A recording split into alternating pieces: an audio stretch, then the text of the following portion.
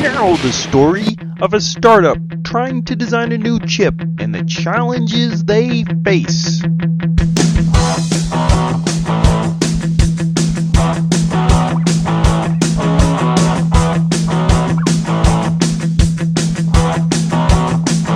This is the next generation. I'd like to introduce Tom and Rich from Cadence. Yes, everybody, thank you for your time. It's an honor for me to be a part of all of this.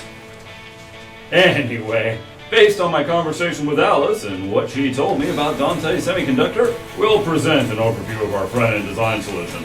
So I'll introduce Rich. He's going to do all the work, so I'll go sit in the corner and behave myself.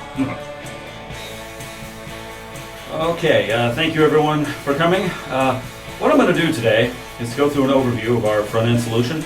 Many of you may have been thinking to yourselves, Cadence has a front-end solution. Well, this is something we've been working on for a few years. First, we've established a lot of our products as leaders in their categories. Have you guys heard of the Conformal family or RTL compiler?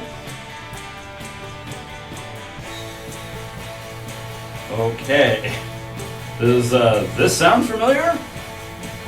Yeah, you used to have a simple goal, meet the functional spec and meet timing, and it was pretty straightforward. Most of the delay was in the gate, so you could actually see it in synthesis. You didn't actually have to worry about power. Verification meant just running more simulations, and you insert DFT and run sign-off timing.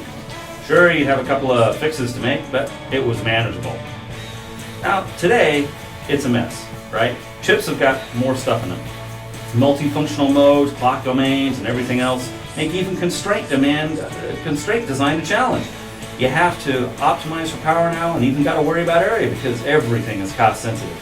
DFT is more complicated, and you got to worry about it at sign off.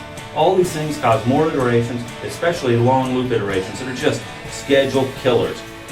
And that's if you can get them to converge. Felix, is he sweating? Yeah, maybe you should have worn an undershirt. Hey, that looks like our front end flow. Zip it placement, monkey. Okay, how do we address all of this? We've architected our solution in a couple of unique ways. First of all, there's a notion of concurrently looking at all your objectives at the same time. Instead of optimizing for timing, then area, then power, these things all work against each other. You need to look at all of them at the same time if you have any hope of satisfying multiple goals. And each of our steps does the best job it can predicting what will happen in the next step. A good example is synthesis. We don't want to burden it with detailed physical routing because we want it to be free to focus on the coarse logic structuring. But we can look ahead and figure out which nets will end up being the long wires in physical, so we can take that into account during logic structuring. And we're using formal techniques in constraint design to verify that, yeah, the false path that you said really is a false path. Hey, Oscar, there goes your favorite optimization trick, set false path. So this approach we take all the way from chip architecture through sign-off to the back end. Design is iterative by nature, but we can eliminate a lot of the iterations by having our tools look outside a single focus area. So what we end up with is a more predictable flow to closure. Sounds good. Why is he sweating so much? So, this all sounds good, man, but you guys have any tools that can do all this stuff? Whoa. Yeah, we got tools. We got lots of tools. But I'd like to start by focusing on our solution. It really starts with a good chip plan. So how do you guys do your planning today? Well, we've actually been discussing that one. We basically get a plan from marketing.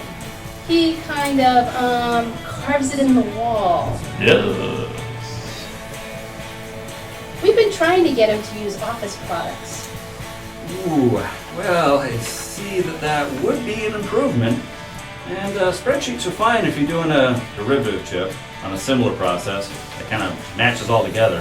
But what happens when you move to, say, from 130 down to 65 nanometer? All of a sudden you got to worry about power, and there's all kinds of different libraries available to you. And if you're doing a new chip or one with lots of new functionality, wouldn't you like to see what IP is available? maybe even once start thinking about implementation, seeing how much power you could save by doing something like power shutoff or multi-supply? The Cadence chip planning solution has all this built in, along with economic data that uses actual foundry and packaging info so you can figure out what the cost is for any changes that you make. Wow. I definitely think that Gronk dude could use this stuff. It's not Gronk, it's Gronk.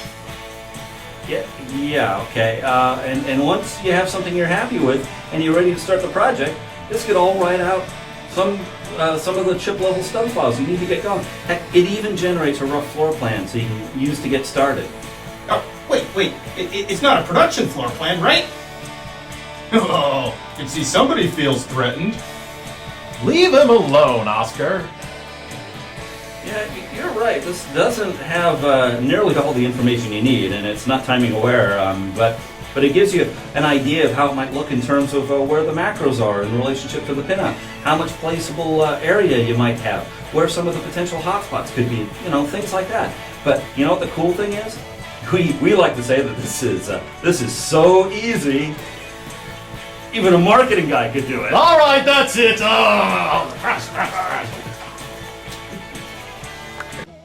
Code Monkey, get up, Watch get for our coffee. next episode. Code Monkey, go to job.